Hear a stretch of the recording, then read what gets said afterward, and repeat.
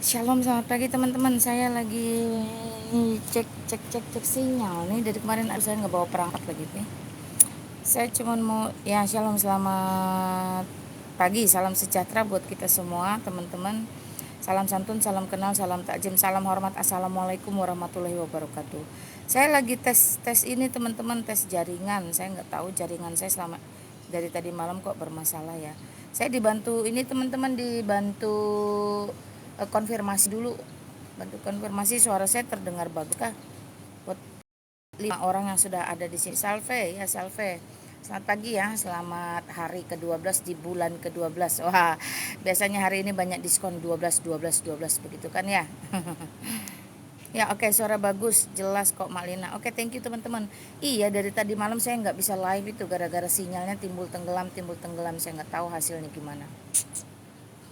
Sebab dia besar, perbuatanmu ajaib.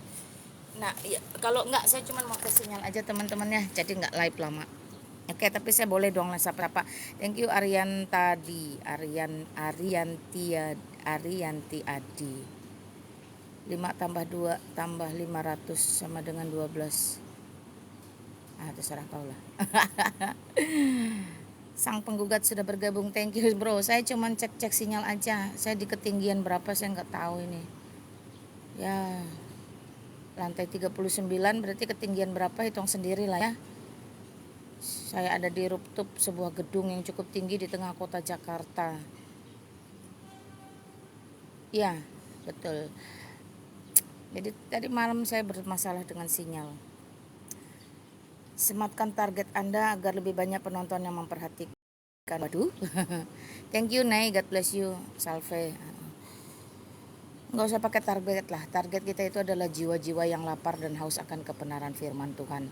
Puji Tuhan teman-teman, hari ini ada satu jiwa yang harus saya layani. Makanya saya ambil lokasi khusus ya di salah satu hotel besar ini di tengah kota supaya dia bisa leluasa berbicara. Teman-teman yang mau temu saya DM ya. Saya ada di sebuah suite room satu hotel besar ini. Makanya saya bermasalah dengan sinyal dari kemarin. Jadi kayaknya kalau mau ketemu saya nggak bisa di ruang kerja kamar ya, karena sinyalnya di situ bermasalah. Takut saya nggak bisa dihubungi. Berarti saya mesti turun ke swimming poolnya atau ke restorannya. It's okay lah ya teman-teman. Doakan juga saya bergumul untuk besok pagi-pagi saya sudah harus ada di Bandung. Ada 2 keluarga, satu di Batu Jajar, satu di Tasikmalaya yang akan kita layani, di mana mereka ingin sekali bisa dibaptis atau diberitahu bagaimana caranya menjadi pengikut Kristus setelah sekian lama memperhatikan, menonton, menyaksikan bagaimana kebenaran firman itu dibongkar, diungkapkan melalui sosial media. Ya, kita bersyukur kita ada di tengah angkatan ini teman-teman ya.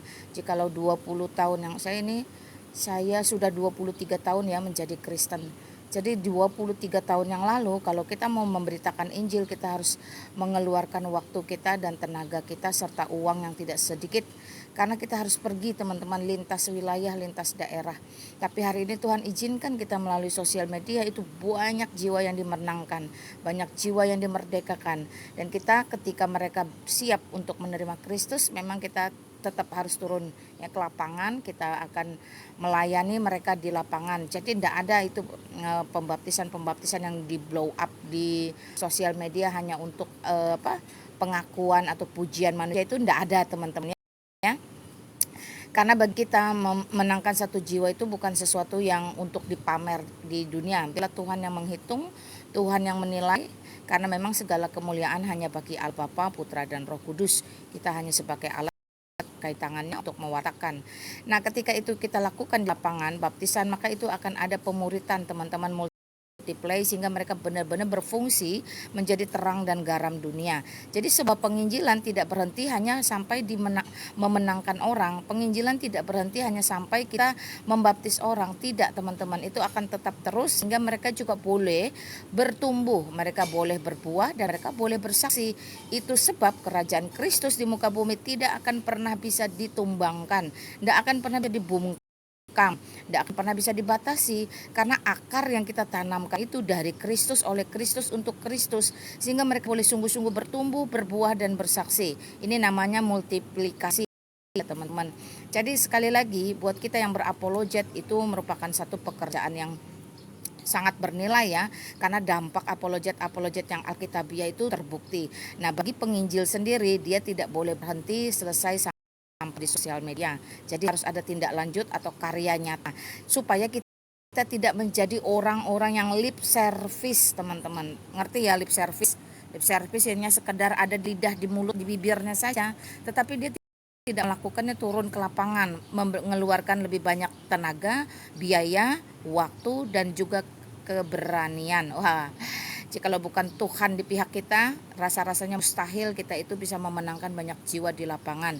Terutama seperti kami yang memang orang-orang misi. Orang-orang misi dulu itu harus pakai pesawat teman-teman. Misalnya contoh, kalau teman-teman pernah mendengar yang namanya Daniel Alexander, itu dia lintas wilayah sampai harus memenangkan Papua sedemikian rupa, dan banyak anak-anak asuh ya, anak angkat, anak-anak asuh yang ya secara finansial dibiayai oleh beliau untuk benar-benar sukses berhasil menjadi orang, kemudian menceritakan Kristus dalam hidupnya kepada seluruh dunia. Wah itu luar biasa. Nah penginjilan misi-misi seperti ini Tuhan, teman-teman, jika bukan Tuhan sendiri yang memimpin, rasa-rasanya tidak akan pernah bisa berdiri tegak sampai hari ini. Karena itu sekali lagi saya mau kasih tahu teman-teman, penginjilan bukan hanya sekedar lip service, penginjilan bukan hanya sekedar ngomong-ngomong di sosial media, penginjilan harus berani bayar turun ke dalam dunia nyata, pergi ketika mereka butuh kita, ketika mereka sungguh-sungguh DM kita, kemudian WhatsApp kita, mak kami begini, mak kami begitu, maka harus ada hati yang rela berkorban, turun melayani hingga tuntas. Ya puji Tuhan teman-teman, tolong doakan besok ada 2 keluarga itu, satu di Batu Jajar, satu di Tasikmalaya. Yang sudah ada di ruangan saya. Jangan lupa bawa mie instan. Ngapain bawa mie instan? Karena Kristus itu melampaui mie instan. Keselamatan di dalam Yesus Kristus itu melebihi dari segala sesuatu yang ditawarkan oleh iblis di dalam dunia ini. Apalagi ditawarkan oleh nabi-nabi palsu yang tidak bertanggung jawab. Nabi-nabi palsu hanya menawarkan lendir. Tetapi Kristus menawarkan kehidupan kekal. Karena Yesus sendiri berkata, sesatlah kamu jikalau kamu mengharapkan mengawin di dalam surga. Itu adalah surganya iblis. Jikalau iblis bisa mendesain surga, karena iblis adalah bapa segala dusta. Wah puji Tuhan teman-teman ya, pemurtatan bergulung-gulung terjadi, gelombangnya begitu besar di akhir zaman. Keluarga demi keluarga dimenangkan tanpa kita harus pamer atau teriak di sosial media. Karena memang penginjilan itu teman-teman menggunakan ilmu penyu bertelur. Jadi penyu itu kalau bertelur dalam diam, tenang, teduh, malam hari dia naik ke pantai, gali lubang, ratusan telur dikeluarkan tanpa berteriak, tanpa bersuara. Lalu dia kembali dengan tenang, senyap, teduh, damai. Nah tiba-tiba nanti menetas begitu ratusan banyak anak-anak penyu kecil-kecil itu kembali ke laut. Wah puji Tuhan ya, di laut nanti mereka mulai beranak pinak, mulai melakukan kawin, lalu kembali lagi ke pantai bertelur dengan cara yang sama, dan begitu seterusnya, generasi demi generasi. Demikian kepenginjilan, demikian jiwa-jiwa boleh dimenangkan. Berbeda dengan ayam bertelur ya, ayam bertelur, telur palsu pun dia kotek. Satu ayam bertelur 1 biji itu seluruh kampung diberitahu, show up, dia pamer, nih aku bertelur, padahal telurnya bisa jadi telur palsu. Itu terjadi ya teman-teman ya, di dalam ruangan-ruangan tertentu yang berusaha manipulasi masyarakat, memanipulasi publik dengan trik-trik seperti itu. Tetapi kita bersyukur, saya pribadi bersyukur setelah saya hijrah keluar dari gelap masuk dalam terang Kristus, maka trik-trik untuk menipu, membodohi orang itu tidak ada lagi. Trik-trik untuk menipu, membodohi diri sendiri itu tidak ada lagi. Karena di dalam akidah saya dulu itu memang diajarkan, dibenarkan dan dibolehkan. Namun Kristus dalam Taurat jelas berkata, jangan berbohong, titik. Ditambahi lagi, ya katakan ya, tidak katakan tidak. Lebih dari itu berasal dari si jahat atau si iblis. Nah jadi kita tahu teman-teman ya, bagaimana trik-trik yang ayam bertelur tapi telur palsu itu merupakan pekerjaan-pekerjaan bapa segala dusta, yaitu iblis. Nah, teman-teman, ditambah lagi, barang siapa setia pada perkara yang kecil, ia juga setia pada perkara yang besar. Wah, demikianlah firman Tuhan itu menjadi satu rema dalam kehidupan orang-orang yang dipilih untuk boleh masuk dalam kerajaan surga. Wah, haleluya, puji Tuhan, teman-teman. Semangat, semangat, saya semangat sekali. Ya, saya bersyukur, sekali lagi saya bersyukur, segala puji hormat syukur hanya bagi Allah Bapa, Putra dan Roh Kudus. Saya dimenangkan, saya hijrah keluar dari kegelapan masuk dalam terang Kristus, hingga sampai detik hari ini Tuhan layakan saya, Tuhan mampukan saya untuk membawa semakin banyak orang hijrah keluar dari gelap masuk dalam terang Kristus. Haleluya. Ya, semangat saya kalau menceritakan bagaimana hidup yang dimenangkan di dalam Kristus, teman-teman, ya, daripada kita hidup hanya di bawah peraturan-peraturan manusia yang tidak bertanggung jawab, yang mendesain surga sedemikian rupa, yang membuat Allah itu di dalam kandang. Allah itu cuman ada 20 sifat, cuman ada 99 nama dan seterusnya. Kalau lebih setengah saja, lebih dari satu saja, maka itu bukan Allah. Yuhu. Allah itu omnipresent, teman-teman. Allah itu transcendent, teman-teman. Dia maha kuasa dan dia maha hadir. Jadi kalau Allah itu memilih nuzul ke dunia, tentu menjadi sesuatu yang bermanfaat, sesuatu yang bernilai, sesuatu yang mulia, bukan sesuatu yang tidak ada manfaat dan tidak ada mulianya sama sekali. Di antara benda mati dan benda hidup, tentu benda hidup jauh lebih mulia, jauh lebih bermanfaat daripada benda mati. Jadi ketika Allah yang benar, Allah yang sejati itu ingin menunjukkan kuasanya, eksistensinya ada di muka bumi, tentu dia tidak mungkin menjadi batu. Itu apa batu? Bisa dikencingin? Iya. Bisa dipecahin? Iya. Bisa dilempar ke laut? Iya. Benda mati. Allah sejati, Allah yang kekal, Allah yang benar, Allah yang hidup, Allah Abraham, Ishak dan Yakub, jikalau dia ingin nuzul ke dunia menjadi manusia, tentunya jauh lebih mulia daripada menjadi buku. Buku kitab bisa dirobek, bisa digunting, bisa. Tetapi manusia sebagai makhluk hidup yang paling mulia dibandingkan pohon, dibandingkan kaki 4, kaki 2 yang bisa terbang, maka manusia bisa membangun relasi, manusia bisa memiliki interaksi. Puji Tuhan ya. Jadi Allah Abraham, Ishak dan Yakub tidak mungkin nuzul ke dunia menjadi buku, menjadi batu. Ayo koreksi, Allahmu nuzul ke dunia jadi benda mati atau benda hidup? Kalau Allahmu saja tidak mampu bergeser dari kiri ke kanan, kalau tidak didorong di arah sana, turun ke dunia menjadi benda mati. Koreksi, apakah Allah itu memiliki kuasa yang super duper atau memiliki kuasa yang dikandangi, dikurung, dibatasi? Oh cuman 20 sifatnya, oh cuman 20 sifatnya, oh cuman 20. Kalau lebih satu berarti dia bukan Allah. Halo. Makanya teman-teman ya, pilihlah Allah yang hidup, Allah yang bisa melakukan kuasanya, menyatakan kuasanya tanpa dibatasi oleh akal logika manusia yang sederhana, terbatas dan penuh dosa. Jadi ketika Allah kamu kurung, kamu kandangi di dalam akalmu yang Allah itu sifatnya cuma 20, kalau lebih dari satu maka itu bukan Allah. Itu ada Allah yang kamu desain sendiri berdasarkan otakmu, akalmu ya, yang sederhana, terbatas, penuh dosa. Jadi itu adalah Allah hasil ciptaanmu, hasil halusinasi, fantasi, imajinasi, atau bisa jadi kamu ada dongeng dari mitos, dari legenda. Tetapi Allah di atas segala Allah yang nuzul ke dunia menjadi manusia, yaitu Yesus Kristus, tidak dibatasi dan tidak bersumber dari itu semua. Haleluya, betul. Kristus adalah firman Allah yang hidup. Firman Allah yang hidup, dia bisa menjadi apapun yang Allah kehendaki. Kalau hanya sekedar benda mati, no function. Apa fungsinya? Bisa dibaca-baca, dirubah-rubah, diganti-ganti, dihafalkan, lupa satu, ingat dua. Itu no. Tetapi Allah yang hidup, firman yang hidup, ketika dia inkarnasi menjadi manusia, kita bisa mendengarkan suara Allah, kita bisa memandang wajah Allah, walaupun bukan wajah Allah secara fisik, kita bisa melihat kuasa Allah, kita bisa merasakan kasih Allah. Wah, haleluya, puji Tuhan. Saya bersemangat pagi ini teman-teman dari lantai 39. Nah, mulai kelihatan kan? Kenapa ketawanya pakai biar kalian ikut bersama-sama tertawa. Haleluya, puji Tuhan. Nah, jadi mulai kelihatan ya, kita mulai melihat bagaimana iblis bekerja melalui typing-typing yang hatinya dipenuhi kemudaratan, hatinya dipenuhi penyakit hasad, ya. 6 penyakit hasad, ada sum'ah, ada ujub, ada ria, ada bakhil, ada takabur, ya, termasuk hasad, HASAD, Hotel Alpha Sierra Alpha Delta. Wah, hasad.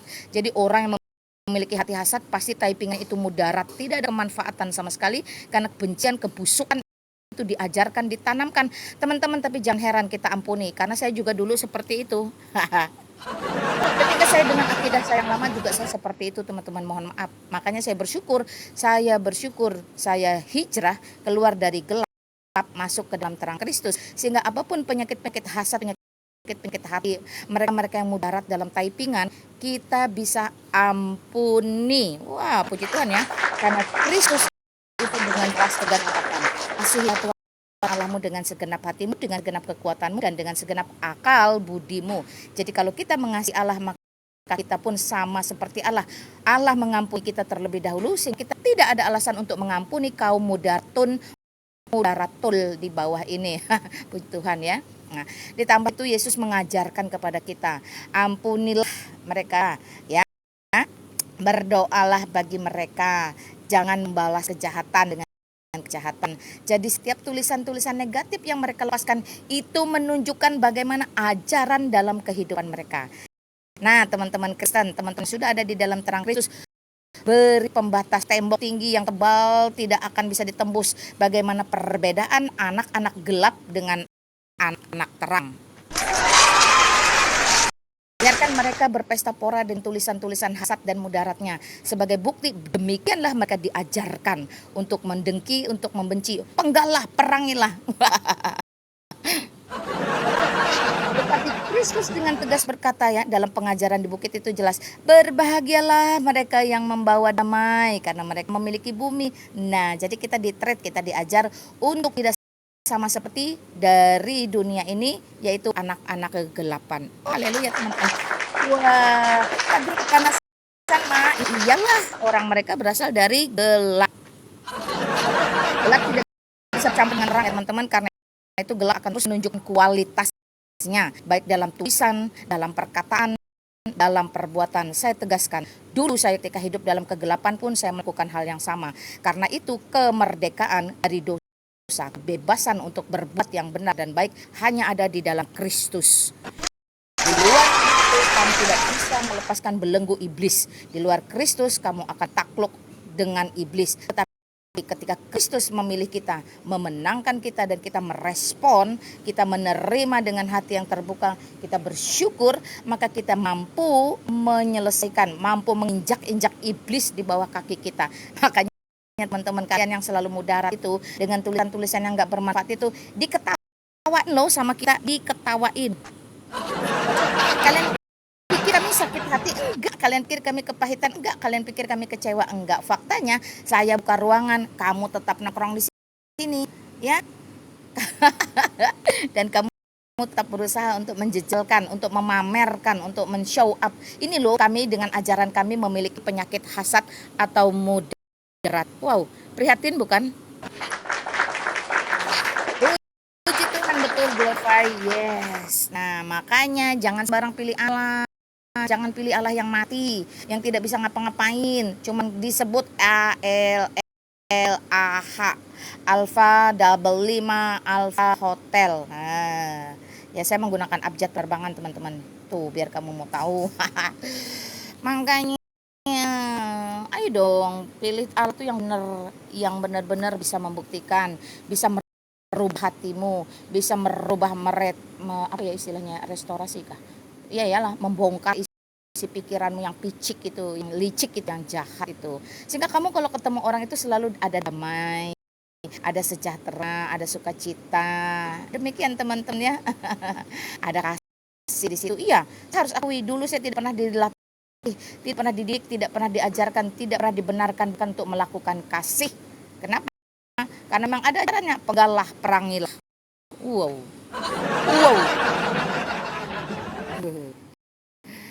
Ayo. Nah, udah puas kan dapat wejangan dari emak pagi ini? Bertobatlah, mengapa harus binasa? Karena kalau nggak murtad rugi dunia akhirat. Thank you teman-teman sudah konfirmasi. Thank you. Ada berapa? 211 orang pagi ini bersama Lina Wijaya dari lantai 39 ketinggian di tengah kota Jakarta. Haleluya, puji Tuhan. Kita bagaimana pagi ini Tuhan memberikan cuaca yang baik. Turung tung tung tung tung tung tung tung tung tung tung tung tung tung tung. Nah, teman-teman saya ini sebenarnya mau cek sinyal karena di kamar saya nggak ada sinyal rupanya. Ada tapi dia timbul tenggelam. Jadi mau pakai wifi timbul tenggelam. Jadi sayang, kasihan kan.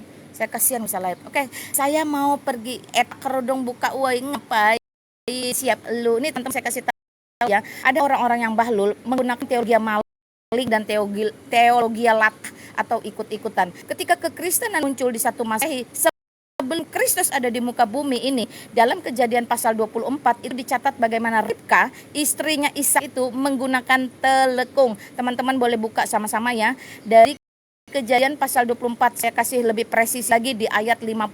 Nah, di situ dicatat bagaimana Ribka itu sudah menggunakan telekung.